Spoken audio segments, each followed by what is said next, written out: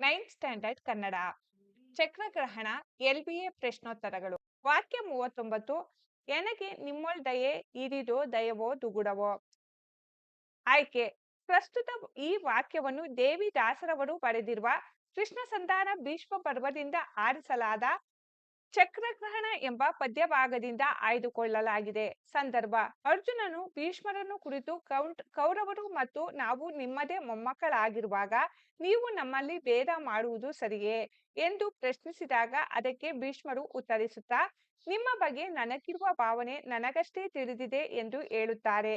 ಸ್ವಾರಸ್ಯ ಪಾಂಡವರ ಬಗ್ಗೆ ತನಗಿರುವ ನೈಜ ಭಾವನೆ ಯಾವುದು ಎಂಬುದು ಶ್ರೀಕೃಷ್ಣನಿಗೆ ಮತ್ತು ತನಗೆ ಮಾತ್ರ ತಿಳಿದಿದೆ ಎಂದು ಭೀಷ್ಮಾಚಾರ್ಯರು ಹೇಳಿರುವುದು ಇಲ್ಲಿನ ಸ್ವಾರಸ್ಯವಾಗಿದೆ.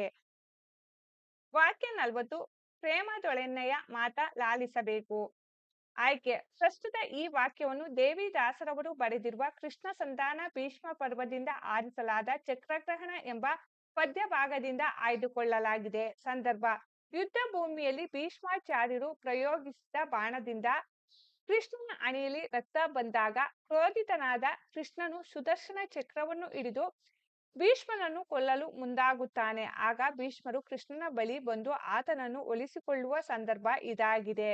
ಸ್ವಾರಸ್ಯ ಕೃಷ್ಣನ ಮೇಲೆ ಬಾಣ ಪ್ರಯೋಗ ಮಾಡಿ ಭೀಷ್ಮರೇ ಮತ್ತೆ ಕೃಷ್ಣನ ಕೋಪವನ್ನು ಶಾಂತಗೊಳಿಸಿ ಪ್ರೇಮದಿಂದ ಲಾಲಿಸು ಎಂದು ಕೇಳಿಕೊಳ್ಳುವುದು ಇಲ್ಲಿನ ಸ್ವಾರಸ್ಯವಾಗಿದೆ. ವಾಕ್ಯ 41 ಹಿಂದೆ ಹೋಗಲಿ ಚುಚ್ಚು ಚಕ್ರವನ್ನೆಚ್ಚು ಆಯ್ಕೆ ಪ್ರಸ್ತುತ ಈ ವಾಕ್ಯವನ್ನು ದೇವಿ ದಾಸರವರು ಬರೆದಿರುವ ಕೃಷ್ಣ ಸಂಧಾನ ಭೀಷ್ಮ ಪರ್ವದಿಂದ ಆರಿಸಲಾದ ಚಕ್ರಗ್ರಹಣ ಎಂಬ ಪದ್ಯಭಾಗದಿಂದ ಆಯ್ದುಕೊಳ್ಳಲಾಗಿದೆ. ಸಂದರ್ಭ ಕೋಪಗೊಂಡ ಕೃಷ್ಣನು ಭೀಷ್ಮರನ್ನು ಕೊಲ್ಲಲು ಮುಂದಾದಾಗ ಭೀಷ್ಮಾಚಾರ್ಯರು ಕೃಷ್ಣನನ್ನು ಹೊಗಳುತ್ತಾ ಸಮಾಧಾನ ಮಾಡುತ್ತಾರೆ.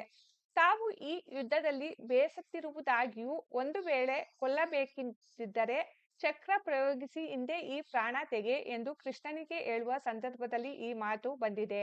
ಸ್ವಾರಸ್ಯ ಭೂಮಿಯ ಮೇಲೆ ಹುಟ್ಟಿದ ಪ್ರತಿಯೊಬ್ಬರು ಒಂದಲ್ಲ ಒಂದು ದಿನ ಸಾಯಲೇಬೇಕು.